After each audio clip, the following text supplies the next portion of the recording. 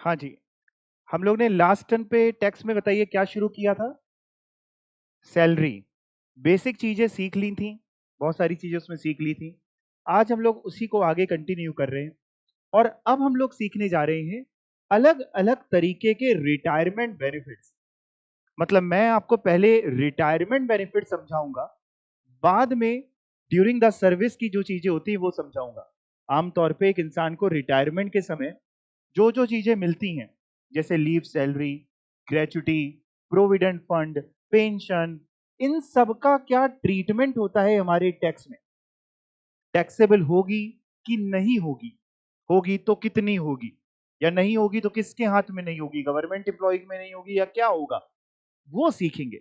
यानी हम लोग ये पूरा चैप्टर किस पॉइंट ऑफ व्यू से पढ़ रहे हैं? इनकम टैक्स की ट्रीटमेंट के पॉइंट ऑफ व्यू से, कि अगर हमें सपोज करिए आप जॉब कर रहे हैं, आप जॉब करते करते आपको कुछ सैलरियां मिलेंगी, रिटायर्ड हो जाएंगे तब भी मिलेगा, तो उसका टैक्स में क्या ट्रीटमेंट होगा, कितना पोर्शन टैक्सेबल होगा। बहुत इजी है। सैलरी चैप्टर में बस जो एक बच्चों के साथ दिक्कत आती है वो ये आती है कि कंटेंट इतना ज्यादा हो जाता है कि उसको मेमोराइज करना बड़ी दिक्कत वाली बात हो जाती है। जैसे फॉर एग्जांपल मैं आपको अलग अलग जगह पे पढ़ाऊंगा कि गवर्नमेंट एम्प्लॉय का मतलब भी चेंज होएगा। कहीं पे लिखा होगा गवर्नमेंट एम्प्लॉय का मतलब है केवल सेंट्रल गवर्नमेंट के एंड स्टेट गवर्नमेंट के एम्प्लॉय, कहीं पे मिलेगा गवर्नमेंट एम्प्लॉय का मतलब है सेंट्रल गवर्नमेंट भी, स्टेट गवर्नमेंट भी, लोकल अथॉरिटी भी। अलग अलग चीजों के लिए इनकम टैक्स वालों ने अलग अलग ट्रीटमेंट बना रखे हैं। है इजी, अगर डेटा आपके पास है तो क्वेश्चन सॉल्व करना इजी है, बट कंटेंट इतना ज्यादा होता जाता है कि बच्चे उसको भूलते जाते हैं। तो इसलिए सबसे पहला काम आपका ये रहेगा कि डेली के डेली जितना हो रहा है उसको बिल्कुल दिमाग में छापते चलिए, उसको इतनी बार पढ़ते चलिए कि आपके दिमाग में बैठ जाए। चलिए शुरू करते हैं। हम लोग रिटायरमेंट बेनिफिट में सबसे पहला आज जो टॉपिक शुरू कर रहे हैं वो है लीव सैलरी, या जिसको लीव इनकैशमेंट भी आप बोल सकते हैं। दोनों का मतलब एक ही है, लीव सैलरी बोलिए या लीव इनकैशमेंट बोलिए। होता क्या है पहले वो समझा दूं, फिर टैक्स ट्रीटमेंट पे चलूंगा। यहां तो हम लोग टैक्स ट्रीटमेंट पढ़ने वाले हैं, बट मैं आपको थोड़ा सा समझा देता हूं कि ये होता क्या है। लीव सैलरी, नाम से क्या समझ में आ रहा है? लीव में रहने की सैलरी, छुट्टियों की सैलरी नहीं। लीव सैलरी का मतलब क्या होता है जरा समझ लीजिए, एग्जाम्पल से समझाता हूं। मान लीजिए एक ऑर्गेनाइजेशन है, वो अपने एम्प्लॉय से कहती है कि आप हर महीने 2 छुट्टियां ले सकते हैं। हर महीने 2 लीव हम आपको अलाउ कर रहे हैं, 2 छुट्टियां लेंगे तो आप ले सकते हैं, हम आपकी सैलरी डिडक्ट नहीं करेंगे। अब मान लीजिए एक एम्प्लॉय है राम और एक है श्याम, दोनों की सैलरी मान लेते हैं 10,000 रुपीज पर मंथ की है। राम बड़ा वफादार है, वो छुट्टियां नहीं लेता, उसको काम से बहुत लगाव है, मन लगा के काम करता है, आलस बिल्कुल नहीं है, छुट्टियां नहीं लेता। लेकिन जो श्याम है वो आपकी तरह है, समझदार है। वो कहता है जब 2 छुट्टियां मिल रही हैं तो काहे ना ले, तो वो किसी ना किसी तरीके से 2 छुट्टियां ले लेता है। अब जब सैलरी मिलने का टाइम आता है तो श्याम को बताओ कितनी छुट्टी है, 2 छुट्टी, उसको सैलरी कितनी मिलेगी? 10,000। और राम को कितनी मिलेगी? 10,000। इस पूरे में परेशानी किसको होगी? राम को। क्यों राम को क्यों परेशानी है जरा बताओ? राम कह रहा है भाई हमने भी काम किया, श्याम ने भी काम किया, श्याम ने तो छुट्टियां ली, हमने छुट्टियां नहीं ली, सैलरी हमको भी उतनी मिल रही है, उसको भी उतनी मिल रही है। अगली बार से राम भी क्या करेगा? छुट्टियां लेना शुरू कर देगा कि ज्यादा वफादारी का कोई फायदा ही नहीं है। इसलिए एम्प्लॉयर क्या करता है, शाम को तो 10,000 ही रुपए देगा, लेकिन राम के साथ एम्प्लॉयर की मर्जी है, मतलब कोई कंपल्जन नहीं, इनकम टैक्स वाला नहीं करे कि ऐसा ही करना है, मर्जी है दो लोगों की। तो एम्प्लॉयर आमतौर पे क्या करता है, वो जो राम की 2 छुट्टियां बची जो उसने ले सकता था नहीं ली, उसका एडिशनल पैसा राम को दे देता है कि लो भाई 2 छुट्टियां तुम ले सकते थे नहीं ली, 100, 200, 500 जो भी, एडिशनल पैसा दे देता है। श्याम के हम पैसे काट नहीं सकते, लेकिन राम को एडिशनल दे तो सकते हैं। या फिर वो 2 छुट्टियां कैरी फॉरवर्ड करवा देता है कि भाई कैरी फॉरवर्ड कर लेते हैं, आगे कभी तुम्हें लेनी होगी तब ले लेना। या कुछ ऑर्गेनाइजेशन में लैप्स हो जाती हैं, लैप्स मतलब खत्म हो जाती, नहीं ली नहीं ली। या कुछ ऑर्गेनाइजेशन कैरी फॉरवर्ड करती जाती हैं, और जब आप रिटायर्ड होंगे, जब रिटायरमेंट का समय आएगा तो मान लीजिए आपके पास पड़ी हुई हैं आपके क्रेडिट में 100 छुट्टियां। 100 छुट्टियां मतलब क्रेडिट में पड़ी है, मतलब अनअवेल्ड लीव्स। अनअवेल्ड लीव्स का मतलब जो छुट्टियां आप ले सकते थे लेकिन आपने ली नहीं। तो एम्प्लॉयर क्या करेगा, उन 100 छुट्टियों का पैसा जितना बनेगा वो आपको दे देगा। तो लीव सैलरी का मतलब वो लीव जिसके लिए आप एंटाइटल्ड थे ऑर्गेनाइजेशन में, बट आपने उसको नहीं अवेल करी और एम्प्लॉयर उसके लिए आपको पैसा दे रहा है। पैसा ही नहीं दे रहा है तो बात ही खत्म, इनकम टैक्स वालों का कोई लेना देना नहीं। पैसा दे रहा है तो ऐसे में इनकम टैक्स वाले दौड़े दौड़े आ जाते हैं। हमारे इनकम टैक्स में फिक्टिशियस कैरेक्टर है यादव जी, ठीक है ना, यादव जी बोलेंगे यानी इनकम टैक्स वाले। जैसे ही लीव सैलरी का पैसा मिलता है तुरंत कौन आ जाते हैं, यादव जी। और यादव जी का कहना है कि भैया पैसा मिला है तो टैक्स तो देना है। अब लीव सैलरी का पैसा या तो ड्यूरिंग एम्प्लॉयमेंट आप ले लोगे, ड्यूरिंग एम्प्लॉयमेंट मतलब ड्यूरिंग सर्विस पीरियड, मतलब रिटायरमेंट से पहले ही हर साल का मान लो एम्प्लॉयर आपको देता चलता है या हर महीने का देता चलता है, तो ड्यूरिंग सर्विस पीरियड आपको पैसा मिलता चलता है। ऐसे केस में इनकम टैक्स लॉ कहता है कि फुली टैक्सेबल करेंगे आपके हाथ में। जितना भी पैसा मिलता चलेगा अगर ड्यूरिंग एम्प्लॉयमेंट मिलता चलेगा तो फुली टैक्सेबल करेंगे, यानी पूरा पूरा टैक्सेबल होगा, आपकी इनकम में जोड़ा जाएगा। फिर जो भी इनकम टैक्स बने वो बात की बात है। मान लो आपको पूरे साल का 10,000 रुपए लीव सैलरी का पैसा मिला तो 10,000 रुपए आपके हाथ में टैक्सेबल होगा। लेकिन अगर आपको लीव सैलरी का पैसा मिल रहा है रिटायरमेंट के समय, किस समय मिल रहा है, रिटायरमेंट के समय, और आप गवर्नमेंट एम्प्लॉई हो, आप कौन से एम्प्लॉई हैं, गवर्नमेंट एम्प्लॉई हैं, सेंट्रल गवर्नमेंट के या स्टेट गवर्नमेंट के आप गवर्नमेंट एम्प्लॉई हैं, तो आप बिल्कुल दमाद हैं। दमाद है मतलब आपसे हम टैक्स नहीं लेंगे, आपके लिए वो लीव सैलरी का पैसा फुली एग्जेम्प्ट। यानी अगर आपको रिटायरमेंट के समय 5 लाख रुपए लीव सैलरी का पैसा मिला, फुली एग्जेम्प्ट, मौज करिए। लेकिन अगर आप नॉन गवर्नमेंट एम्प्लॉई हैं तो छोड़ेंगे नहीं,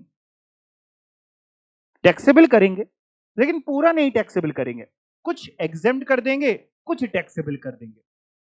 फिर से एक बार बताता हूं, मैंने लीव सैलरी में आपको टैक्स ट्रीटमेंट में क्या समझाया। मैंने कहा भाई दो बातें हो सकती हैं भैया, या तो सर्विस पीरियड के दौरान मिलेगा या रिटायरमेंट के दौरान मिलेगा। अगर सर्विस पीरियड के दौरान मिलता है तो चाहे आप गवर्नमेंट एम्प्लॉय हो चाहे आप नॉन गवर्नमेंट एम्प्लॉय हो, फुली टैक्सेबल रहने वाला है। लेकिन अगर रिटायरमेंट के समय पे मिलता है, भले ही वो रिटायरमेंट आपने वॉलेंट्री रिटायरमेंट ले लिया हो अपनी मर्जी से, या एक एज कंप्लीट करने के बाद कंपलसरी रिटायरमेंट हो गया, आप 60 इयर्स के हो गए या 65 के, जैसा जिस ऑर्गेनाइजेशन में चलता है।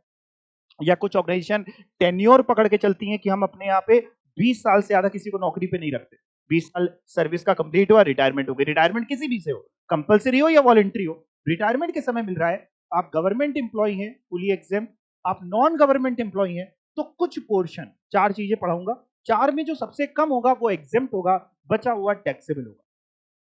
आइए पढ़ के देखते हैं, अब आपको समझ में आएगा। पढ़िएगा, लीव सैलरी, या जिसका एक और नाम क्या है, पढ़ो क्या लिखा है, लीव इनकैशमेंट, यानी लीव सैलरी का पैसा आपने ले लिया। देखिए, if received during service period, अगर आपको सर्विस पीरियड के दौरान रिसीव हुआ है तो क्या होने वाला है, फुली फुली टैक्सेबल। किसके लिए बेटा, गवर्नमेंट एम्प्लॉय के लिए कि नॉन गवर्नमेंट के लिए, दोनों के लिए, चाहे आप गवर्नमेंट एम्प्लॉय हो चाहे नॉन गवर्नमेंट एम्प्लॉय हो, अगर सर्विस पीरियड के दौरान मिलेगा तो पूरा का पूरा टैक्सेबल। दूसरा, if received at the time of retirement, sir कैसा रिटायरमेंट, बेटा लिखा है वेदर ऑन सुपर एन्वेशन और अदरवाइज। ये क्या होता है, सुपर एन्वेशन का मतलब होता है कि रिटायरमेंट हो रहा है कंपलसरी, एक एज अटेन करने के बाद कंपलसरी रिटायरमेंट, आप 60 इयर्स के हो गए, कंपलसरी रिटायरमेंट। या फिर एक पर्टिकुलर पीरियड ऑफ सर्विस होने के बाद, आपने, ऑर्गेनाइजेशन का रूल था कि 25 साल से ज्यादा हम किसी को सर्विस पे नहीं रखते, 25 साल हो गए, कंपलसरी रिटायरमेंट, वो होता है सुपर एन्वेशन। तो कह रहा है रिटायरमेंट चाहे सुपर एन्वेशन हो चाहे अदरवाइज हो, अदरवाइज मतलब चाहे वॉलेंट्री रिटायरमेंट ले रहे हो कोई फर्क नहीं, रिटायरमेंट होना चाहिए, अपनी मर्जी से रिटायर्ड हो रहे हो या जबरदस्ती रिटायर्ड हो रहे हो इसकी वजह से। तो if received at the time of retirement whether on superannuation और अदरवाइज। देखिए सुपर एन्वेशन का मतलब मैंने नीचे लिखा है, सुपर एन्वेशन मींस, पढ़िए क्या लिखा है, compulsory retirement on completing certain period of service कि 20 साल 15 साल आपने कंप्लीट कर लिए, इसके बाद आपकी कंपल्सरी रिटायरमेंट होगी, या फिर और ऑन अटेनिंग पर्टिकुलर एज कि आप 60, 62, 65 ईयर्स के हो गए, जो भी जैसा भी ऑर्गेनाइजेशन में है, तो कंपल्सरी रिटायरमेंट होगी। यानी इस बी पॉइंट में हम केवल कंपल्सरी रिटायरमेंट को कवर कर रहे हैं कि दोनों को? दोनों को कवर कर रही है, यही तो मैं बता रहा हूं। सुपर एन्वेशन भी लिखा है, अदरवाइज भी लिखा है। अदरवाइज मतलब वॉलेंटरी रिटायरमेंट भी यहां कवर्ड है। ठीक है, क्या होगा ऐसे केस में? दो बातें। पहली, फॉर गवर्नमेंट एम्प्लॉइज। कौन से government employ? Only central government employ, underline करिए, only central government employ and state government employ, इनके लिए फुली एग्जेप्ट। मतलब लीव सैलरी के लिए हम इन दोनों को छोड़ के, सेंट्रल गवर्नमेंट और स्टेट गवर्नमेंट को छोड़ के, बाकी सबको नॉन गवर्नमेंट मानते हैं, non government employ. Local authority का कोई एम्प्लॉय है तो लीव सैलरी के लिए वो नॉन गवर्नमेंट है। हो सकता है आपको आगे के कुछ रिटायरमेंट बेनिफिट पढ़ाऊं तो वहां पे वो गवर्नमेंट एम्प्लॉय की डेफिनेशन में हो, यहां पे नहीं है। इसलिए थोड़ा सा पेचीदा हो जाता है सैलरी चैप्टर, क्योंकि कहीं पे कुछ मतलब है, कहीं पे कुछ मतलब है। ये मतलब मैंने डिसाइड किया है कि आपने डिसाइड किया है? गवर्नमेंट एम्प्लॉय में कौन कवर होगा, ये किसने डिसाइड किया? डिपार्टमेंट ने डिसाइड कर रखा है, इनकम टैक्स डिपार्टमेंट, हम लोग तो लॉ पढ़ रहे हैं। ठीक है ना? तो गवर्नमेंट एम्प्लॉय के लिए fully exempt. Non government employ के लिए क्या होगा? List of the following exempt होगा। लीस्ट ऑफ द फॉलोइंग मतलब? कुछ तो बोलो बेटा, लीस्ट ऑफ द फॉलोइंग मतलब जो इन चार फिगर में सबसे कम अमाउंट होगा वो एग्जेम्प्ट होगा। जो इन चार में, जो इन चार में सबसे लीस्ट होगा, कम होगा, कौन कौन सा? पहला, एक्चुअल अमाउंट रिसीव, जितना आपको लीव सैलरी का एक्चुअल पैसा मिला है वो आप फर्स्ट वाली फिगर में लिख लीजिए। दूसरी फिगर में एवरेज मंथली सैलरी ले लीजिए, महीने की salary, average monthly salary, multiply कर दीजिए उसको 10 से। जब आप उसको 10 से मल्टीप्लाई कर देंगे यानी 10 महीने की सैलरी हो गई। एवरेज मंथली सैलरी लीजिए, यानी एक महीने की एवरेज मंथली सैलरी लीजिए, इंटू 10 कर दीजिए, इंटू 10 करते ही 10 महीने की हो गई। तो दूसरे पॉइंट में 10 महीने की सैलरी ले लीजिए। तीसरे पॉइंट में 3 लाख लिख देंगे, ये मैक्सिमम लिमिट है। और चौथे पॉइंट में कुछ एक फॉर्मूला सा लिखा है, unavailed leaves into average monthly salary divide by 30। अभी समझेंगे इसको। ये जो चार फिगर्स आएंगी, इन चारों फिगर्स को हम लोग घूर घूर के देखेंगे, और इन चारों फिगर में जो सबसे जो सबसे जो सबसे, मैं चारों आप बोले, जो सबसे कम होगी वो एग्जेम्प्ट होगी, रिमेनिंग अमाउंट टैक्सेबल होगा। फॉर एग्जाम्पल, आपको लीव सैलरी का पैसा मिला, मान लेते हैं 1 लाख रुपए रिटायरमेंट के समय। हमने चार फिगर निकाली, चारों में सबसे कम थी 10,000। 1 लाख मिला था, 10,000 चारों फिगर में सबसे कम फिगर आ रही थी 10,000। एग्जेम्प्ट कितना होगा? 10,000। टैक्सेबल कितना होगा? रिमेनिंग 90,000। 1 लाख मिला, 10,000 एग्जेम्प्ट, 90,000 टैक्सेबल। एग्जाम में सोच समझ करके क्वेश्चन करना कि क्या पूछ रहा है। हो सकता है आपसे पूछ रहा हो कितनी लीव सैलरी एग्जेम्प्ट होगी, तो 10,000 सही आंसर होगा। हो सकता है आपसे पूछ रहा हो कितनी लीव सैलरी टैक्सेबल होगी, तो 90,000 आंसर होगा। कई बार बच्चे क्वेश्चन पूरा नहीं पढ़ते और आंसर दे देते हैं। वो पूछ रहा था एग्जेम्प्ट कितनी होगी और आप आंसर दिया है कि 90,000 एग्जेम्प्ट होगी। आपको जो आता है वो नहीं बताना, जो वो पूछेगा वो बताएंगे तो पास होंगे। चार में जो सबसे कम वो एग्जेम्प्ट, रिमेनिंग अमाउंट टैक्सेबल। कौन कौन से चार है? पहला क्या लिखा हुआ है? एक्चुअल अमाउंट रिसीव्ड, जितना एक्चुअल अमाउंट मिला। दूसरा, एवरेज मंथली सैलरी इंटू 10। अभी मैं आपको यह भी सिखाऊंगा कि एवरेज मंथली सैलरी कैसे निकलती है। देखिए, जो पहली फिगर है ये तो क्वेश्चन में दी होगी। एक्चुअल अमाउंट रिसीव तो क्वेश्चन में लिखा होगा कि उसने रिटायरमेंट के समय लीव सैलरी का इतना पैसा मिला, 1 लाख, 2 लाख, 5 लाख, 10,000, जो भी मिला, वो तो एक्चुअल अमाउंट रिसीव्ड होगा, वो तो मैं लिख ही लूंगा। दूसरी फिगर में एवरेज मंथली सैलरी इंटू 10 चाहिए, तो एवरेज मंथली सैलरी का क्या मतलब है, वो कैसे निकलती है वो भी सिखाऊंगा। इंटू 10 तो कर ही देंगे। तीसरी फिगर में कुछ सीखने वाला है नहीं, 3 लाख, ये अपर लिमिट है, कैप लगी हुई है, 3 लाख रुपए की मैक्सिमम लिमिट लॉ कह रहा है, इससे ज्यादा एग्जाम हम किसी सूरत पे नहीं करेंगे। 3 लाख रुपए लिख देंगे। और चौथी फिगर में फॉर्मूला है unavailed leaves into average monthly salary, और डिवाइड किया गया है 30 से 30, जिसमें एवरेज मंथली सैलरी तो मैं एक बार आपको सिखाऊंगा तो उसमें आपका सेकंड पॉइंट में भी कवर्ड हो जाएगा और फोर्थ में भी। एवरेज मंथली सैलरी इंटू 10 ऊपर भी कर रहे थे, सिखा दूंगा, वो वहां पे भी कवर्ड हो जाएगा और यहां भी लिख देंगे। और एक चीज सिखानी पड़ेगी, अनअवेयर्ड लीव्स। वैसे नाम से क्या समझ में आ रहा है, अनअवेयर्ड लीव्स का मतलब क्या होगा? अनअवेयर्ड लीव्स का मतलब होता है जितनी छुट्टियों के लिए वो एंटाइटल्ड था लेकिन उसने ली नहीं, वो है अनअवेयर्ड लीव्स। फॉर एग्जाम्पल, वो पूरे अपने जीवन भर में 700 छुट्टी के लिए एंटाइटल्ड था, 700 छुट्टी के लिए एंटाइटल्ड था, ली उसने केवल 500। अवेल्ड लीव्स जो उसने करी वो 500, तो अनअवेल्ड हो गई 200। बड़ी सिंपल सी बात है। तो क्या क्या ये चार फिगर तो हैं, एक्चुअल अमाउंट रिसीव, दूसरी एवरेज मंथली सैलरी इंटू 10, तीसरा 3 लाख रुपए, चौथा unavailed leaves into average monthly salary divide by 30। अब मेरी तरफ देखिए, एक साल में एम्प्लॉयर एम्प्लॉय को कितनी छुट्टी अलाउ कर सकता है, ये एम्प्लॉयर डिसाइड करेगा कि इनकम टैक्स डिपार्टमेंट डिसाइड करेगा? एम्प्लॉयर डिसाइड करेगा कि हम पूरे साल में 5 छुट्टियां देंगे कि 10 देंगे कि 15 देंगे कि 20 देंगे कि 25 देंगे कि 30 देंगे कि 40 देंगे कि 100 छुट्टियां देंगे कि पूरे साल में 300 छुट्टियां ले लो बस 65 दिन आ जाना। एम्प्लॉयर डिसाइड करेगा, तनख्वाह हम दे रहे, हम डिसाइड करेंगे। इनकम टैक्स वाले कहते हैं आप भी डिसाइड करो, हमें कोई टेंशन नहीं। लेकिन जब हम ये कैलकुलेशन करने बैठेंगे इनकम टैक्स डिपार्टमेंट के हिसाब से, ये कैलकुलेशन तो हम ये कर रहे हैं ना, कितना पोर्शन एग्जाम करे कितना टैक्स है।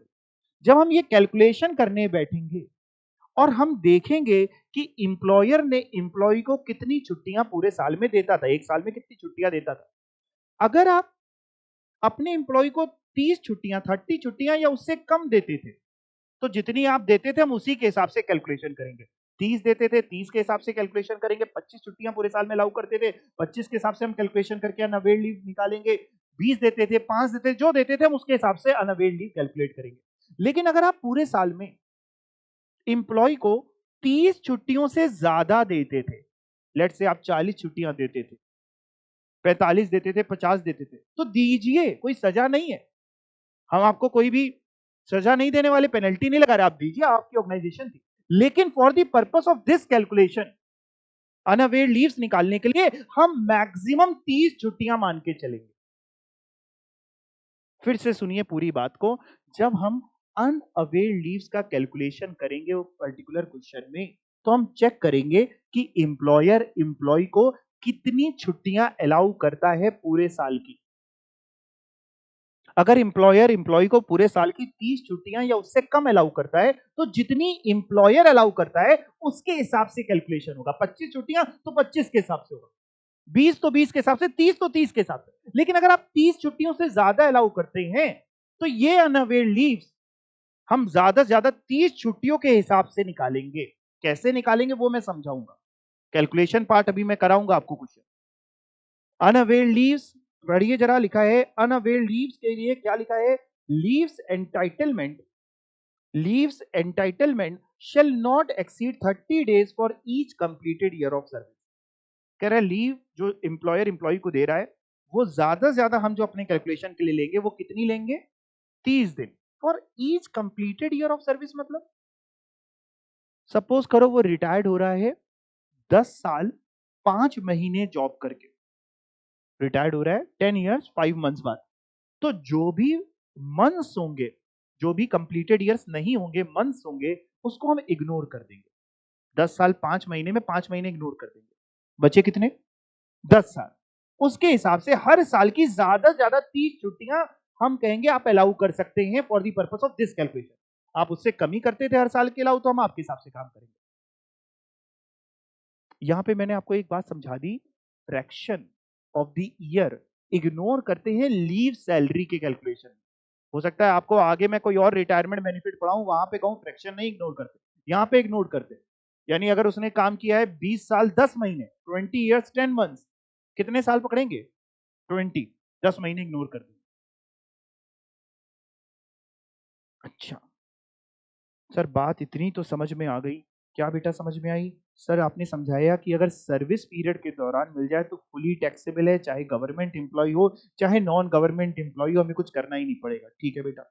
सर फिर आपने बताया कि अगर रिटायरमेंट में मिले, किसी भी तरीके की रिटायरमेंट हो, वो खुद रिटायर्ड हो जाए है ना, या उसको धक्के मार के निकाल दिया जाए, या उसकी एज कंप्लीट हो जाए, किसी भी तरीके की रिटायरमेंट हो, या उसकी डेथ हो जाए, किसी भी तरीके की रिटायरमेंट हो, तो भैया क्या होगा? अगर वो गवर्नमेंट एम्प्लॉय है, सरकारी मुलाजिम है, यानी सरकारी का मतलब है सेंट्रल गवर्नमेंट या स्टेट गवर्नमेंट, इसके अलावा यहाँ पे सरकारी नहीं है, तो उसको बिल्कुल हम घोड़े पे बैठाल करके उसका सम्मान करेंगे और उससे कहेंगे कि कोई भी पैसा तुम्हें इस लीव सैलरी के लिए टैक्स नहीं देना, फुली एग्जेम्प्टेड, जॉब मौज करो, गोवा में जाके सत्संग ले लो, वहां पे सत्संग सुनो, सन्यास ले लो, कुछ ना करो। लेकिन अगर हम नॉन गवर्नमेंट एम्प्लॉय हैं तो ये जिंदगी का सबसे बड़ा पाप था आपका, छोड़ेंगे नहीं। हम एग्जाम तो करेंगे लेकिन पूरा एग्जाम नहीं करेंगे। चार में जो बोला करो मेरे साथ, तभी याद होएगा। चार में जो सबसे कम आएगी वो एग्जाम्प्ट कर देंगे, बची हुई पार्ट टैक्सेबल कर देंगे। मेरी तरफ देखेंगे सभी बच्चे। चार कौन कौन सी हैं? पहली फिगर एक्चुअल अमाउंट रिसीव्ड, दूसरी एवरेज मंथली सैलरी इंटू 10, तीसरी 3 लाख, चौथी unavailed leaves into average monthly salary divided by 30। ये जो चार हैं इसको आप ऊपर नीचे भी कर सकते हैं, ऐसा नहीं, कोई सीक्वेंस नहीं है किसी में करना है, लेकिन ये चार फिगर है। अनअवेल्ड लीव ज्यादा से ज्यादा कितने? 30 days for each completed year. उससे कम दे रहा है अगर एम्प्लॉयर तो कम लेंगे। यहां तक समझ गए? जब मैंने ये चैप्टर शुरू किया था लास्ट टाइम पे, तो मैंने आपको समझाया था कि सैलरी एक ब्रॉडर वर्ड है। समझाया था कि नहीं? सैलरी के अंदर बहुत सारी चीजें आती हैं, basic salary, DA, commission, fees, allowances, perquisites, provident fund, gratuity, pension, बहुत सारी चीजें आती। अब सवाल ये आता है कि ये जो सेकंड पॉइंट में हमें एवरेज मंथली सैलरी इंटू 10 करना है, इसमें जब हम एवरेज मंथली सैलरी निकालेंगे तो सैलरी में हम क्या क्या लें? केवल बेसिक सैलरी लें कि हम डियरनेस अलाउंस भी ले लें, कमीशन भी ले लें, एचआरए भी ले लें, क्या ले लें हमें नहीं पता। लॉ कहता आप परेशान ना हो, हम बताएंगे कि सैलरी का क्या मतलब है। हमने कहा मतलब? कह रहा मतलब ये, जितने भी सर आपको आगे ट्रीटमेंट पढ़ाएंगे, चाहे वो लीव सैलरी का हो, चाहे वो ग्रेचुटी का हो, चाहे वो किसी भी चीज का हो, वहां पे उस सैलरी का पर्टिकुलर का मतलब भी होगा। मतलब यहां का मतलब ये है कि ये जो पोर्शन बेटा निकालना है average monthly salary. Average monthly salary का मतलब है कि पहले सैलरी लेंगे फिर बाद में एवरेज करेंगे, उसका एवरेज कैसे करते हैं वो सिखा दूंगा। बट सैलरी में क्या क्या लूं? तो लॉ कह रहा है यहां पे आप सैलरी में क्या क्या लीजिएगा? केवल 3 चीजें लीजिएगा। हमने कहा अच्छा, केवल 3 चीजें क्या क्या? कह रहा है इन लीव सैलरी सैलरी मीन्स। इन लीव सैलरी सैलरी मीन्स का मतलब समझो। लीव सैलरी के लिए सैलरी का मतलब ये, मतलब जो हमें सेकंड वाले पॉइंट में एवरेज मंथली सैलरी चाहिए या फोर्थ वाले पॉइंट में एवरेज मंथली सैलरी चाहिए, तो उसमें सैलरी में क्या क्या आएगा इसका भी मतलब हर जगह पे चेंज होता जाएगा। लीव सैलरी में क्या आएगा? पढ़ें, बेसिक सैलरी आएगी प्लस डीए आएगा। डीए का मतलब डियरनेस अलाउंस, महंगाई भत्ता हिंदी में, लेकिन ब्रैकेट में कुछ लिखा है अभी पढ़ते हैं, प्लस कमीशन आएगा। अच्छा, एक एक करके समझते हैं। बेसिक सैलरी का मतलब सभी बच्चे समझते हैं क्या? जितनी बेसिक फिगर है, जो आपकी बेसिक पे है, जो बेसिक सैलरी है वो आपको दी हो वो लेनी। फिर डीए है, कमीशन है। डीए बाद में समझते हैं, कमीशन पहले समझते हैं। कमीशन, कमीशन के आगे ब्रैकेट में कुछ लिखा है, पढ़ के देखो क्या लिखा है। कमीशन तब लेंगे, क्या लिखा है, if based on fixed percentage of turnover achieved by an employ. क्या लिखा है sir? Commission if based on fixed percentage of turnover achieved by employ तो ही लेंगे। हमने कहा मतलब? कह रहा मतलब समझो, मेरी तरफ देखो। मान लो एम्प्लॉयर एम्प्लॉय को कमीशन देता है 500 रुपए पर मंथ, उसने फिक्स कर रखा है 500 रुपए पर मंथ हम आपको कमीशन देंगे। क्या यहां लीव सैलरी के लिए जब हम एवरेज करने की बात करेंगे तो उसमें वो कमीशन इंक्लूड करें कि ना करें? नहीं करेंगे। सर क्यों? आपने लिखा है करेंगे, पढ़ो पूरा पढ़ो। लिखा है तब इंक्लूड करेंगे based on fixed percentage, not fixed amount, fixed percentage of turnover. मैंने तो आपसे कहा एम्प्लॉयर एम्प्लॉय से कह रहा है हम हर महीने 500 रुपए का तुमको कमीशन देंगे, अमाउंट फिक्स किया, यहां पे इंक्लूड नहीं कर। तो सर क्या लेना है? Percentage fixed. मान लो एम्प्लॉयर ने एम्प्लॉय से कहा कि तुम जितनी भी परचेजेस करोगे उसका 2% फिक्स्ड हम तुमको कमीशन देंगे, फिक्स कर दिया 2%। बताओ ये लेंगे कि नहीं लेंगे? लेंगे?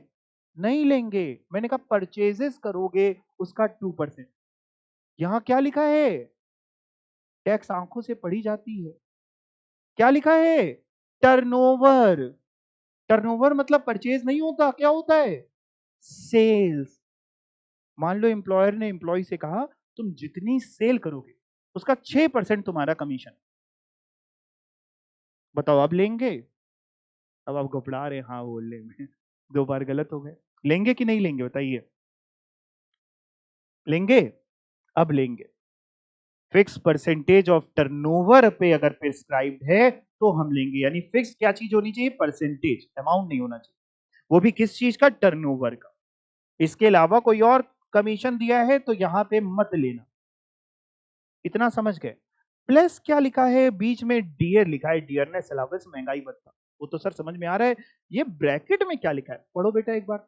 If provided under the terms of employment और if it is to be considered for calculating all retirement benefit. ये क्या है? मेरी तरफ देखो। जब एक एम्प्लॉय की जॉब लगती है तो अपॉइंटमेंट लेटर उसको दिया जाता है। उसमें सारे टर्म्स एंड कंडीशन मेंशन होते हैं कि हम क्या क्या आपको देंगे। लॉ कह रहा है कि अगर उसमें ऐसा लिखा है कि जब रिटायरमेंट बेनिफिट बाद में कैलकुलेट किए जाएंगे, जब वो रिटायर्ड होगा तो रिटायरमेंट बेनिफिट मिलेंगे ना, टीएनएस, रिटायरमेंट बेनिफिट में gratuity, pension, provident fund, leave, salary सब मिलेगा। अगर उसमें लिखा है कि रिटायरमेंट बेनिफिट जब कैलकुलेट किए जाएंगे तो उसके लिए डीए लिया जाएगा, डीए कंसीडर किया जाएगा। अगर अपॉइंटमेंट लेटर में ऐसा लिखा है कि डीए कंसीडर किया जाएगा तो आप भी डीए लीजिएगा, लीव सैलरी में डीए लीजिएगा। और अगर उसमें ऐसा कुछ नहीं लिखा तो नहीं लीजिएगा। हमने कहा बात नहीं समझ में आई। कह रहा बात समझिए, एग्जाम में जब क्वेश्चन आएगा तो उसमें ऐसा लिखा होगा DA, let's say DA 8,000 rupees per month, और ब्रैकेट में लिखा होगा it is to be considered for calculating all retirement benefits. तो मेरे को लेना है it is to be considered for calculating all retirement benefits, तो मेरे को लीव सैलरी के कैलकुलेशन के लिए उस डीए को लेना है। या फिर ब्रैकेट में ऐसे लिखा होगा डीए 8,000, ब्रैकेट में लिखा है it is provided under the terms of employment. मतलब सेम ही होता है इसका, बात सेम है, कहने का तरीके दो। It is provided under the terms of employment, कि डीए लेना है, टर्म्स ऑफ एम्प्लॉयमेंट में प्रोवाइडेड है तो हम लेंगे। यानी हमको एग्जाम में डीए में अगर लिखा है it is provided under the terms of employment तो लेंगे, या लिखा है it is to be considered for calculating all retirement benefits तो लेंगे। लेकिन अगर एग्जाम में लिखा है डीए 8,000, आगे कुछ नहीं लिखा, तो हम ये एज्यूम करेंगे कि वो रिटायरमेंट बेनिफिट्स के लिए कंसीडर नहीं किया जा रहा होगा, हम यहां के लिए नहीं लेंगे। मैं आपको मैं आपको यहां पे डीए का ट्रीटमेंट नहीं सिखा रहा। सर वही तो सिखा रहे नहीं बेटा, मैं बार बार आपका दिमाग ना सही करता चलता हूं। मैं आपको लीव सैलरी का टैक्स ट्रीटमेंट सिखा रहा हूं। हम लोग ये पूरा पोर्शन लीव सैलरी का टैक्स ट्रीटमेंट सीख रहे, डीए का नहीं सीख रहे। लीव सैलरी कितनी एग्जेम्प्ट होगी उसके लिए मेरे को चाहिए थी एवरेज मंथली सैलरी दो जगह पे।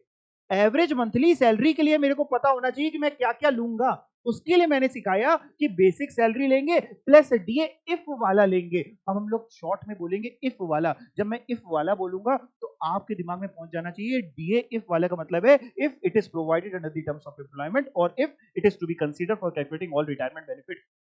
घर में 10 बार इसको पढ़ेंगे याद हो जाएगा। कमीशन लेंगे इफ वाला, इफ मतलब if it is based on fix percentage of turnover achieved by the employ, वो लेंगे। बस ये केवल तीन चीज, यानी डीए, कम इफ वाला, कमीशन इफ वाला और बेसिक सैलरी तो ही, ये तीन चीजें लेंगे।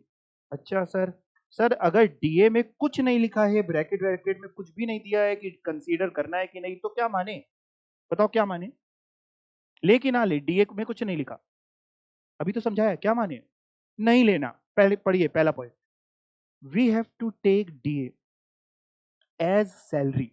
यहां पे सैलरी निकालते समय हम डीए लेंगे, लेकिन कब? If provided under the terms of employment, और when DA is to be calculated, is to be considered for calculating retirement benefits। यानी या तो ये लिखा हो कि प्रोवाइडेड है under the terms of employment तो लेंगे, या ये लिखा हो कंसीडर करना है फॉर कैलकुलेटिंग रिटायरमेंट बेनिफिट्स तो लेंगे। सपोज एग्जाम में केवल क्या लिखा है, if only written as DA at the rate ₹5,000 per month, and कोई स्पेसिफिक इंफॉर्मेशन नहीं दी। या तो स्पेसिफिक दे दें, ब्रैकेट में लिख दें कि हाँ रिटायरमेंट बेनिफिट्स के लिए लेना है तो हम लेंगे, या स्पेसिफिक दे दें, ब्रैकेट में लिख दें it is not to be consider for calculating retirement benefits तो हम नहीं लेंगे, या ब्रैकेट में लिख दें it is provided under the terms of employment तो हम लेंगे, या ब्रैकेट में लिख दें it is not to be provided under the terms of employment तो हम नहीं लेंगे। लेकिन अगर कुछ नहीं दिया, हमें बीच मजदार पे छोड़ दिया, कुछ बताया ही नहीं आगे डीए के बारे में, केवल इतना लिख दिया डीए ₹5,000 महीना, तो क्या माने? तो मानेंगे कि उसको नहीं लेना। ठीक है जी, डीए के बारे में अगर no specific information is given then assume, ये मानिएगा कि it is not provided under the terms of employment. यहां तक समझ गए? ऊपर जो एक वर्ड यूज हुआ था सेकंड पॉइंट में और फोर्थ पॉइंट में, उसमें केवल मंथली सैलरी वर्ड यूज हुआ था कि एवरेज मंथली सैलरी यूज हुआ था? Average monthly salary. अगर मंथली सैलरी यूज होता तो मैं कह देता कि जो लास्ट महीने की सैलरी थी जब रिटायर्ड हुआ, वो महीने की ले लो, बात खत्म। लेकिन यहां तो लॉ ने ये वर्ड यूज किया, उसने कहा एवरेज मंथली सैलरी। और लॉ ये भी बताता है कि एवरेज मंथली सैलरी का क्या मतलब है। हमने कहा बताओ। कह रहा जिस दिन साहब वो रिटायर्ड हुआ, जिस दिन वो रिटायर्ड हुआ, वहां से पीछे 10 महीने जाओ। हमने कहा 10 साल, कह रहा नहीं 10 महीने बोल रहे हैं, 10 साल कहां बोल रहे हैं, कितने महीने पीछे जाओ? 10 महीने। हमने कहा ठीक। कह रहा उस 10 महीने में जितनी बेसिक सैलरी मिली उन सबका टोटल कर लो, जितना डीए इफ वाला मिला उसका टोटल कर लो, जितना कमीशन इफ वाला मिला उसका टोटल कर लो। ने कर लिया। कह रहा अब उसको डिवाइड कर दो 10 से। मैं कहा ठीक है। कह रहा अब 10 से डिवाइड करके जो फिगर आएगी वो कहलाती है एवरेज मंथली सैलरी। मान लो 10 से डिवाइड करने के बाद 10,000 की फिगर आई। पहले जब हमने 10 महीने का टोटल किया तो 1 लाख की फिगर थी, 10 से डिवाइड कर दिया 10,000 की फिगर आई। तो एवरेज मंथली सैलरी कितनी हुई? 10,000। सेकेंड वाले पॉइंट में क्या करना होगा? 10,000 इंटू 10, एंड फोर्थ वाले पॉइंट में अनअवेल्ड लीव्स इंटू 10,000, ये 1 लाख। 10,000 average monthly salary. कैसे निकलनी है एवरेज मंथली सैलरी? पिछले 10 महीने की, जिस दिन वो रिटायर हुआ उसकी डेट से पिछले 10 महीने की, पिछले 10 महीने की आपको सैलरी लेनी है, बेसिक सैलरी, डीए लेना है, इफ वाला कमीशन लेना है, इफ वाला टोटल करना है, फिर उसको 10 से डिवाइड कर देंगे, एवरेज मंथली सैलरी आ जाएगी। क्यों कर रहे हैं 10 से डिवाइड? पहले 10 महीने की जोड़ रहे हैं, फिर 10 से डिवाइड कर, एक ही महीने की ले लो, बात ही वही है। नहीं जी, हो सकता है किसी महीने आपको सैलरी कम मिली हो, कभी बढ़ गई हो। हमें एवरेज चाहिए, पिछले 10 महीने में जो आपको बेसिक सैलरी मिली प्लस डीए इफ वाला प्लस कमीशन इफ वाला, उसका टोटल करके डिवाइड बाई 10 करेंगे, यही तरीका है। और कोई तरीका लगाएंगे तो क्वेश्चन गलत हो जाएगा, आंसर गलत आ जाएगा। यही लिखा है सेकंड पॉइंट में, calculation of average salary, average of 10 month salary immediately preceding the date of retirement, जिस दिन वो रिटायर्ड हुआ उससे पीछे 10 महीने। फिर एक थर्ड वाला पॉइंट है, इसको बाद में पढ़ेंगे, पहले क्वेश्चन करते हैं। चलो आप पहला एग्जाम्पल, बहुत ध्यान से, आंसर मत पढ़ना, मैंने आंसर आपके लिए लिख दिया है, बट आप पढ़ेंगे नहीं, ईमानदार बन के काम करेंगे हम लोग। पढ़ते हैं क्वेश्चन को। Z, an employ of UP government retires on 9th March 2022 and received rupees 18,90,000 as cash equivalent of earned leave to his credit। क्या बोल गए? कह रहा जेड एम्प्लॉय है उत्तर प्रदेश गवर्नमेंट का, वो रिटायर हुआ 9 मार्च 2022 को, और उसको मिली 18,90,000, 18,90,000 कैश मिला, किसके बराबर? Equivalent to earned leave of his to his credit. Earned leave मतलब जितनी छुट्टियां उसने कमाई थी। छुट्टियां कैसे कमाई जाती हैं? ना लेके। तो यानी जितनी अनअवेल्ड लीव्स उसके क्रेडिट में पड़ी थी, जितनी बची थी, उसका पैसा ऑर्गेनाइजेशन ने 18,90,000 उसको दिया। आगे मत पढ़िए, मेरी तरफ देखिए। कितनी फिगर्स निकाल के चेक करेंगे एग्जाम टैक्सेबल? क्या करेंगे? कितनी फिगर? 4? हाँ बोलो। नहीं, क्या करोगे फिर बताओ? गवर्नमेंट एम्प्लॉय है तो फुली एग्जाम, बात खत्म हो गई, यहाँ कुछ करना ही नहीं है। तो लिखा है is ₹18,90,000 fully exam from tax. Answer होगा यस। पढ़िए आंसर को। Since Z is a government employee, leave salary of ₹18,90,000 is fully exempt from tax। ठीक है ना? Section 10 10AA। ओके, सेक्शन नहीं भी याद करें तो कोई दिक्कत नहीं है, कंटेंट पता होना चाहिए। दूसरा question, mister A non government employ है, retired after completing service of 30 years and 8 months। 30 साल 8 महीने जॉब करने के बाद रिटायर्ड हुए हैं। Leaves allowed by the company are 45 days for each completed year. Company जो इनको छुट्टियां अलाउ करती थी, वो 45 डेज की छुट्टियां अलाउ करती थी हर साल के लिए, हर कंप्लीटेड ईयर के लिए। कंपनी कहती थी आप कितनी छुट्टी ले सकते हो? 45 डेज की ले सकते हो। इतना पढ़ते ही आपके दिमाग में एक चीज चलनी चाहिए कि जब हम अनअवेल्ड लीव्स निकालेंगे इनकम टैक्स के लिए, तो हम 30 डेज की एक अपर लिमिट है, उसको दिमाग में रख करके काम करने वाले हैं। और क्या लिखा है, पढ़ते हैं आगे। Unavailed leaves eight the time of retirement है 600 दिन की। मतलब क्या हुआ इस लाइन का? 600 दिन की छुट्टियां उसको टोटल मिली हैं कि उसने ली हैं कि नहीं ली हैं? क्या लिखा? नहीं ली। जरा बताना, हमें टोटल 4 चीजें चाहिए होंगी। Actual amount received, average monthly salary into 10, 3 lakh रुपए, unavailed leaves into average monthly salary divide by 30। ये जो अनअवेल्ड लीव चाहिए होगी चौथी फिगर में, ये कितनी लेंगे? क्वेश्चन ने दे दी आपको ना, कितनी दे दी अनअवेल्ड लीव्स? 600। इससे अच्छा क्या होगा? कहां लिखी है 600? Unavailed leaves eight the time of retirement कितनी लिखी है? 600। मेरी तरफ देख, ये जो अनअवेल्ड लीव्स क्वेश्चन में दी होती हैं, ये एज पर ऑर्गेनाइजेशन दी होती है। एम्प्लॉयर के हिसाब से इतनी है, एम्प्लॉयर के हिसाब से इतनी छुट्टियां लेनी बची हैं। एम्प्लॉयर के हिसाब से इतनी छुट्टियां लेनी इसलिए बची हैं क्योंकि एम्प्लॉयर 45 दिन की छुट्टियां हर साल अलाउ करता था। हमारा इनकम टैक्स तो ज्यादा से ज्यादा 30 छुट्टियों के हिसाब से निकालेगा कि वाकई कितनी अनअवेल्ड लीव तुम्हारी होनी चाहिए। हम जब ऊपर वाले फॉर्मूले में निकालेंगे तो हम 600 नहीं लेंगे, हम अपना कैलकुलेशन करके निकालेंगे। हाँ, अगर ये मान लो क्वेश्चन में 45 डेज ना होके यहां लिखा होता कि एम्प्लॉयर भी देता है, मैं काट रहा हूं फिर हटा दूंगा, आप ना काट देना। यहां लिखा होता 30 दिन की छुट्टियां देता है या 25 दिन की छुट्टियां देता है या 15 दिन की, और लिखा होता कि 600 अनअवेल्ड लीव्स हैं, तो हम 600 ले लेते फॉर्मूले में, कोई दिक्कत नहीं। 30 या उससे कम अगर आप देते तो जितनी अनअवेल्ड लीव्स आप बता देते हम उसको ले लेते। लेकिन आप 30 छुट्टियों ज्यादा दे रहे हैं तो हमें अनअवेल्ड लीव्स निकालनी पड़ेगी। कैसे निकालेंगे अभी आएंगे करेंगे। आगे क्या लिखा है?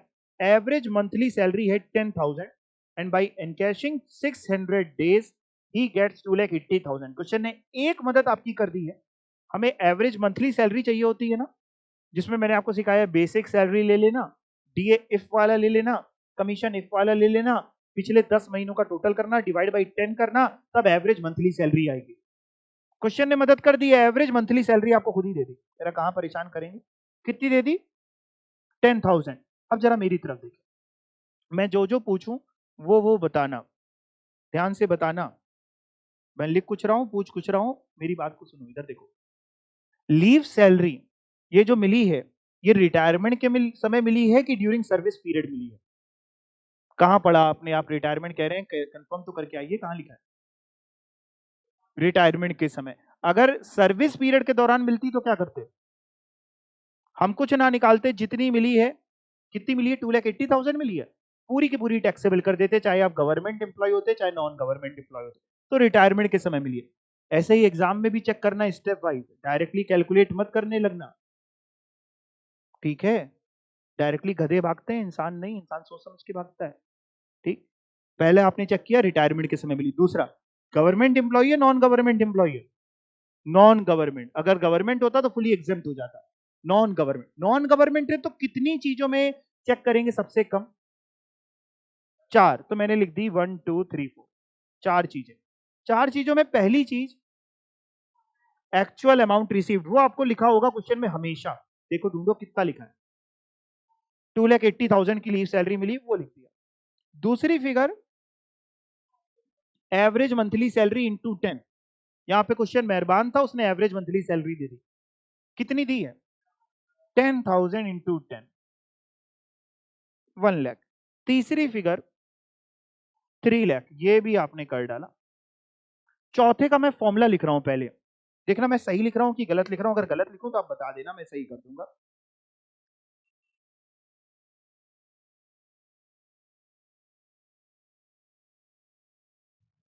सही लिखा हुआ गलत लिखा है? सर आपने तो पढ़ाया unavailed leaves into average monthly salary फिर डिवाइड बाय 30। ये डिवाइड बाय 30 केवल अनअवेल्ड लीव से है कि पूरे से है? किसी से भी करो कोई फर्क नहीं पड़ेगा, दोनों से डिवाइड कर दो एक साथ पूरे से, मल्टीप्लाई में है ना, कोई फर्क नहीं पड़ेगा, आंसर सेम ही आएगा। ऐसे लिख सकते हैं, बिल्कुल लिख सकते हैं। यहां पे इस फिगर के लिए, फोर्थ वाले के लिए मेरे पास क्या क्या डेटा है? फोर्थ वाली फिगर के लिए मेरे पास डेटा में अनअवेल्ड लीव्स नहीं है, डिवाइड बाय 30 तो करना ही है, इनटू एवरेज मंथली सैलरी है मेरे पास, कितनी है? 10,000। बस अनअवेल्ड लीव्स और निकाल लें कि क्वेश्चन वाली पकड़ लें 600। क्वेश्चन वाली नहीं पकड़ेंगे, वो तो तब है जब 45 दिन की छुट्टियां वो देता है। अच्छा, सिर्फ सुनते जाना और जो पूछूं उतना ही बताना। टोटल कितने कंप्लीटेड ईयर्स काम करने के बाद ये रिटायर्ड हुआ है?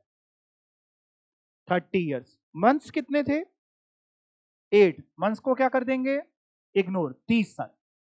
हर साल के लिए कंपनी कितनी छुट्टी अलाउ करती थी? 45।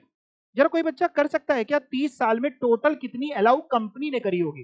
कैलकुलेटर से आप कैलकुलेट करके बता सकते हैं। हर साल की 45 छुट्टियां कंपनी अलाउ करती थी, तो 30 साल में कितनी अलाउ करी होंगी? कैलकुलेटर का प्रयोग करके बताएं, मोबाइल का नहीं करिएगा, कैलकुलेटर का करिएगा। ऐसा प्रतीत होता है कि कैलकुलेटर के बिना आप निकल पड़े हैं। जंग लड़ने के लिए हथियार ही नहीं लेकर के गए, सामने वाला गोली चला रहा है, आपके पास हथियार ही नहीं है, कैलकुलेटर नहीं है आपके पास, कैसे आ जाते हैं भाई? सत्संग सुनने नहीं आ रहे हो? प्रोफेशनल एग्जाम है, कैलकुलेटर लाया करो, या जहां यहीं जमा करा लिया करें। खैर, कितना आएगा जरा मल्टीप्लाई करो। 30 साल, हर साल के लिए 45 दिन की छुट्टियां, 30 इंटू 45 यानी 1350। कंपनी ने पूरे जीवन भर जो अलाउ करी होंगी, वो छुट्टियां अलाउ करी होंगी 1350। यही है। और कंपनी कह रही है कि उसने 600 दिन की छुट्टियां अभी नहीं ली। कोई बच्चा बता सकता है यानी कितनी ले ली होंगी उसने? 600 के हिसाब से अगर कंपनी कह रही नहीं ली, तो यानी 750 छुट्टियां उसने अवेल करी है। ये तो कंपनी के हिसाब से बात हुई। अब आ जाता हूं इनकम टैक्स के हिसाब से। इनकम टैक्स वाले कहते हैं कि भैया हम ज्यादा से ज्यादा हर साल की 30 छुट्टियां अलाउ करेंगे। मतलब 30 साल के लिए इनकम टैक्स के हिसाब से टोटल कितनी छुट्टियां अलाउ करेंगे? 30 इंटू 30, 900। 900 छुट्टियां अलाउ करेंगे। 30 साल इंटू 30 दिन, 900 छुट्टियां, जिसमें से आप एक्चुअल में कितनी ले चुके हो? एम्प्लॉय कितनी अवेल कर चुका है, मौज कर चुका है, कितनी? 750 अवेल कर चुका है। ये वाली फिगर आपने निकाली थी, यानी कितनी अनअवेल्ड है? 150। बेटा जब हम ये फॉर्मूला लगाएंगे तो यहां पे अनअवेल्ड लीव्स हम 150 लेंगे। चलो एक बार सॉल्व करते हैं।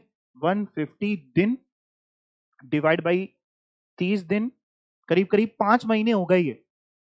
एक सेकंड मेरी बात को सुन लो, मैं कुछ बोल रहा हूं। एक सेकंड सुन लो, मैं जो जो बोलता हूं ना, बहुत सोच समझ के बोलता हूं कि आप एग्जाम में कभी फंसे नहीं। एक होता है कि बच्चों को रट्टू तोता बना दो, एक होता है थोड़ा सा समझा दो ताकि बच्चे एग्जाम में कैसा भी आए। जब हमने ये फिगर 150 डेज को 30 दिन से डिवाइड कर दिया, तो ये 5 महीने बन गए, महीने में कन्वर्ट हो गया ना। दिनों को अगर आप, ये 150 डेज थे, 30 से कन्वर्ट कर दे तो महीने हो गए ना। कितने महीने हो गए? 5। हो सकता है एग्जाम में आपको अनअवेल्ड लीव्स महीनों में दी हो, 5 महीने, तो दोबारा उसको 30 से डिवाइड मत कर देना भैया।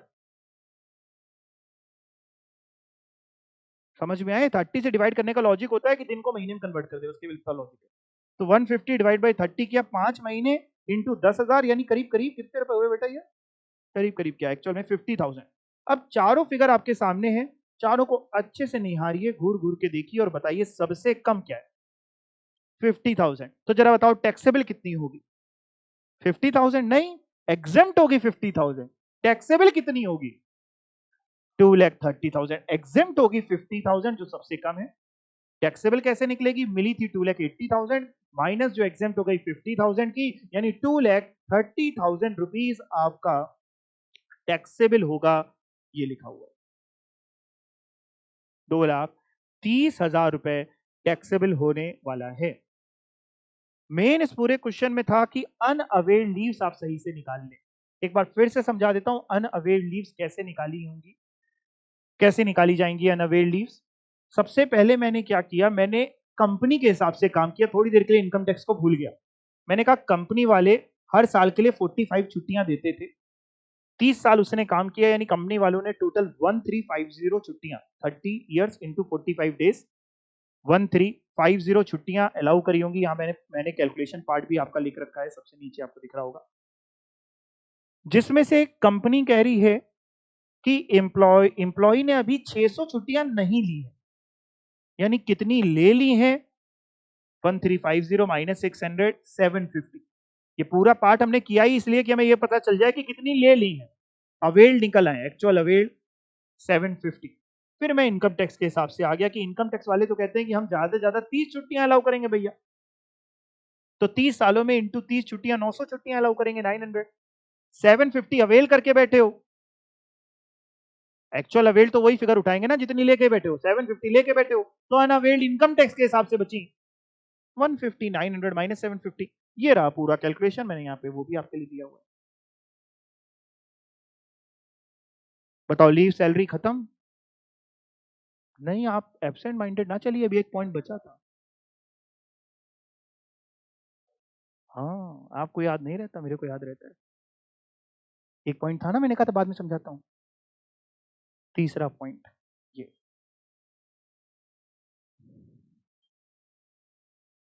पहले तो ये बताओ इतने में कोई डाउट है? किसी को कोई डाउट है? हैं? नहीं। अच्छा, ये तीसरे पॉइंट में क्या लिखा है उसको समझते हैं। इसी क्वेश्चन की मदद से तीसरे पॉइंट को समझ लेते हैं। यहां पे उसका कितनी लीव सैलरी एग्जेम्प्ट हो गई इस बार? 50,000 एग्जेम्प्ट हो गई। मान लो यही इंप्लॉय यहां से रिटायर्ड हो गया, उसके बाद इसने कोई और ऑर्गेनाइजेशन ज्वाइन कर ली, कर सकता है कि नहीं कर सकता? उसकी मर्जी, रखने वाले की मर्जी। उसने कोई ऑर्गेनाइजेशन ज्वाइन कर ली, कहीं पे और काम करने लगा, कुछ टाइम बाद वहां से भी रिटायर्ड हुआ, वहां से भी रिटायर्ड हुआ, वहां से भी उसको लीव सैलरी मिली। जाहिर सी बात है वहां से भी लीव सैलरी मिली, तो फिर बाद में कितनी एग्जेम्प्ट होगी उसके लिए फिर से वो 4 पॉइंट निकाल रहा होगा कि कितनी मिली। एवरेज मंथली सैलरी इंटू 10, आखिरी वाली फिगर, बीच वाली गोल करी मैंने, आखिरी वाली figure unavailed leaves divide by 30 into average monthly salary, और तीसरी फिगर में 3 लाख। लो कहता है तनिक रुको, ये जो 3 लाख रुपए थी तीसरी फिगर, ये जीवन भर की छूट है। नहीं, कहीं ऐसा ही नहीं समझ में आ रहा है, जीवन भर की छूट मतलब? कह रहा भैया देखो, एक बार तुम 50,000 की लीव सैलरी एग्जेम्प्ट करा चुके हो। हमने कहा हाँ। कह रहा अब जब दोबारा अगर कभी तुम्हें निकालना पड़े अपने लिए, दोबारा कहीं जॉब कर रहे हो, तो तीसरी वाली फिगर 3 लाख मत लेना। 3 लाख में कितनी तुम एग्जाम पहले ही कभी करा चुके हो? हमने कहा 50,000। तेरा 3 लाख में 50,000 हटा दो, कितना बचा? 2,50,000। यानी अगली बार कभी लेना तो तीसरी फिगर 2,50,000 लेना। हमने कहा अच्छा, 3 लाख तभी सर ने कहा था मैक्सिमम लिमिट है, अपर लिमिट है, कैप है, इससे ज्यादा कभी टोटल पूरे एक इंसान के जीवन भर में 3 लाख से ज्यादा की leave salary exempt non government employ के लिए कभी हो ही नहीं सकती। तो अगर आमतौर पे 99% चांस है कि वो क्वेश्चन इतना नहीं बोलेगा कि पहले भी कभी रिटायर्ड हुआ था, कभी नहीं बोलेगा आपसे। तो कभी अगर ये सब ना बोले तो आप जाहिर सी बात है तीसरी फिगर 3 लाख ले लेंगे, बात खत्म। लेकिन अगर क्वेश्चन बोल पड़े कि वो पहले रिटायर्ड हुआ था और तब उसकी 50,000 की लीव सैलरी एग्जेम्प्ट हुई थी, और आज आपको निकालनी कि अब कितनी एग्जेम्प्ट होगी, बाकी पूरा डेटा दे रहा है वो आपको आज का।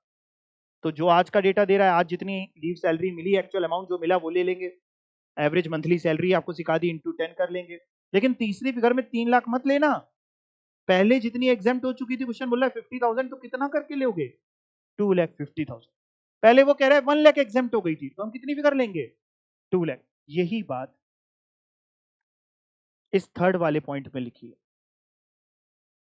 For calculating exemption in subsequent years, आगे कभी अगर आपको एग्जेम्पशन निकालनी पड़े,